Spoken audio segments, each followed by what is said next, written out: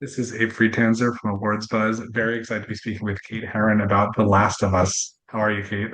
I'm very good, thank you. Lovely to speak with you. What would you say your relationship is with video games? Oh, I absolutely love them, basically. I remember I saw they were making obviously the first game into a television show, and then like everyone, was very eager to watch that, and I watched it and it was brilliant. And then I was like, how do I get involved with this?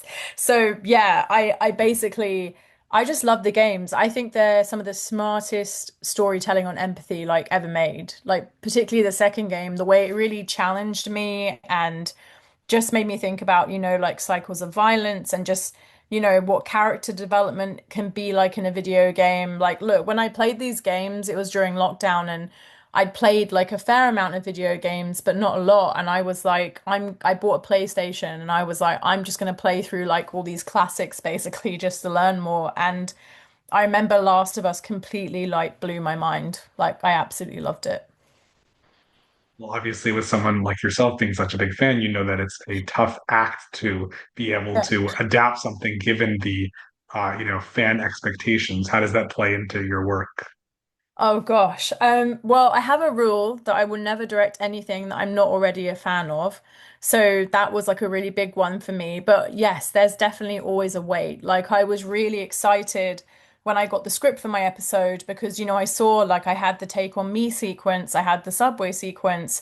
But obviously the subway sequence, for example, we don't do exactly what's in the game there. So for me, it was about capturing how did that part in the game make me feel so I can deliver that feeling to fans, but obviously give them something that's different story-wise. So yeah, there's always a level of, okay, I have to do like my best here because, I want people that are like me watching at home to really enjoy this. But also at the same time, there's two challenges because you have to make sure it's not so inside baseball that people that know nothing about the game are like lost, basically. So yeah, so it's definitely like a bit of a tightrope in that sense.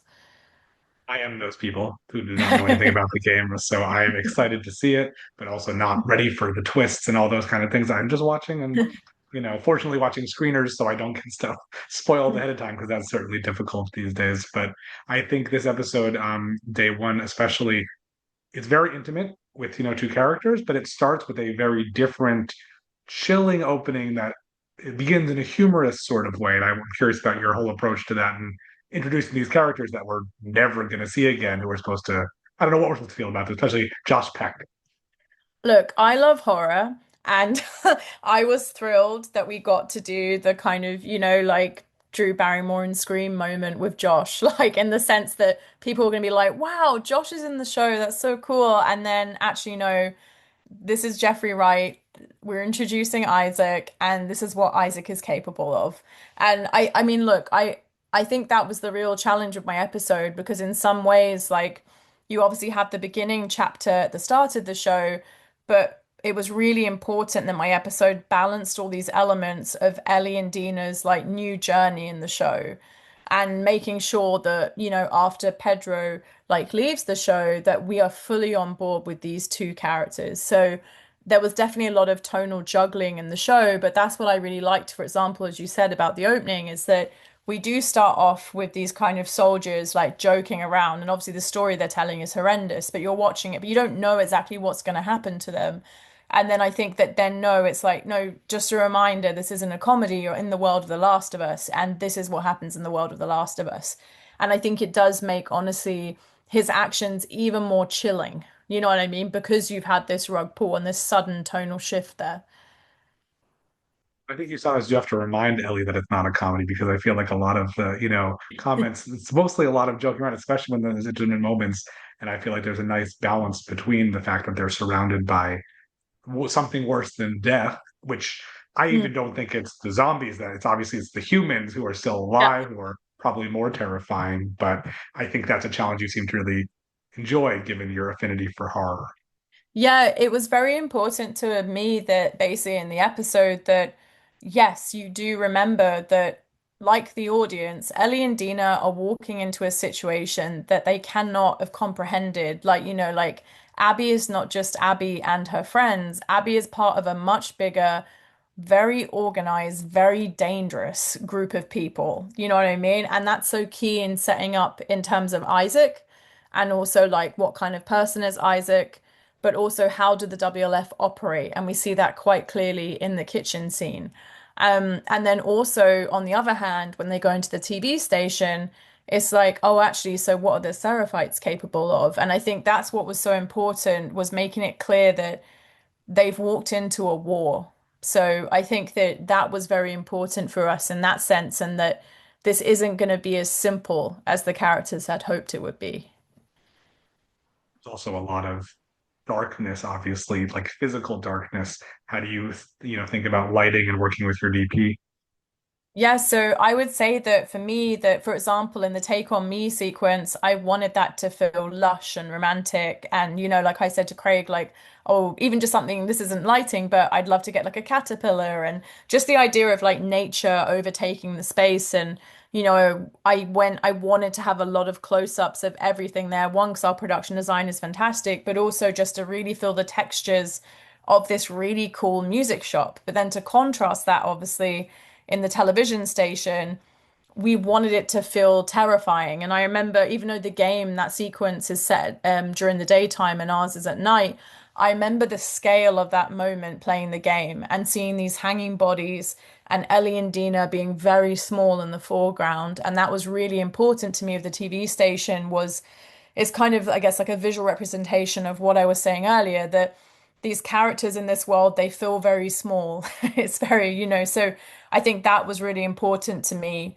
Like once you went into the TV station and then the subway station, just capturing that idea of terror and chaos. So when we go into the theater, you're kind of catching your breath like the characters, but at the same time, Dina thinks Ellie is infected. And that was really important to both Katie and I, that, in the second part of that scene, Dina is kept in darkness. You don't know what at all what she's thinking. So we're completely with Ellie in that moment. I'm sure you know more than me about what might be ahead for season three, but I have a feeling if asked, you would be very enthusiastic about returning to direct again. Oh, I love the show. I mean, I don't know what any plans are or anything, but like I just with season two, I just had the time of my life. Like I said, like as a writer, I normally write comedies, so it was really fun as a director to do something and flex those muscles and show that I could do all those tonal things because obviously like I directed on sex education, like I'm very used to doing scenes that are very intimate and showing the characters, I'm so sorry, I think someone's at my door. like but showing characters like come together in intimate situations, but at the same time, and I had action in Loki that I directed, but I've never, but that's like, family and very friendly. Whereas like I loved the idea of getting to do a harrowing action sequence where I wanted the audience to be genuinely terrified. I have to say, I'm a big fan of Marvel and a lot of things, and I think Loki season one is one of the best things that has ever been put out by Marvel. I think it is so extraordinary and feels so different from anything else that's done. And I wish there was more stuff out there like that that just was so recognizable for a lot of things people like, but also just such a departure. Oh, thank you so much. I think for me, like, it was just really exciting to work on that show because, again, it's like Last of Us, like, I love Loki, and I was so, and I think they were like, look, we want to do something new. We want to take Loki to the TVA.